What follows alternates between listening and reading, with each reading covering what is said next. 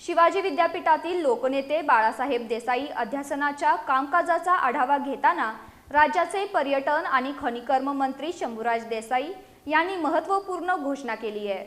अध्यासनाच्या विविध उपक्रमांसाठी शासनाकडून निधीची कोणतीही कमतरता भासू दिली जाणार नसल्याची ग्वाही त्यांनी दिली।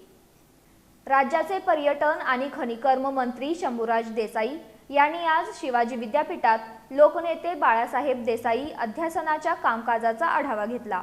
यावेळी कुलगुरू डॉक्टर राजनीश कामत, प्रकुलगुरू डॉक्टर ज्योती जाधव, कुलसचिव डॉक्टर विलास शिंदे यांच्यासह विद्यापीठातील वरिष्ठ अधिकारी उपस्थित होते।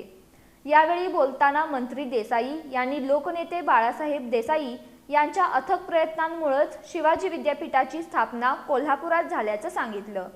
त्यांच्या कार्याचा आणि विचारांचा वारसा नव्या पिढीपर्यंत पोहोचवण्यासाठी विद्यापीठानं अधिक व्यापक पातळीवर उपक्रम राबवावेत असं त्यांनी सुचवलं। विद्यापीठाच्या कार्यक्षेत्रातील प्रत्येक जिल्ह्यात किमान 20 महाविद्यालयांमध्ये कार्यशाळा, व्याख्यानं आणि जनजागृती कार्यक्रम आयोजित करण्याच्या सूचना मंत्री देसाई यांनी दिल्या। ग्रामीण आणि शहरी भागातील युवकांपर्यंत लोकनेते देसाई यांचे विचार पोहोचवण्यासाठी समाज माध्यमांचाही प्रभावी वापर करण्यावर त्यांनी भर दिला।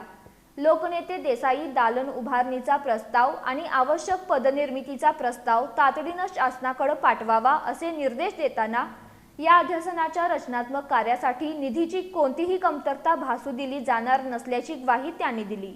यावेळी कुलगुरू डॉक्टर राजनीश कामत यांनी लोकनेते बाळासाहेब देसाई यांच्या जीवन कार्यावरील माहिती संकलन प्रकल्पाच्या दुसऱ्या टप्प्याचं काम सुरू असल्याची माहिती दिली। तसंच त्यांच्या कार्याशी संबंधित मान्यवरांच्या मुलाखतींचे डिजिटल आर्काइव्ह तयार करण्यात येत असल्याचंही त्यांनी सांगितलं।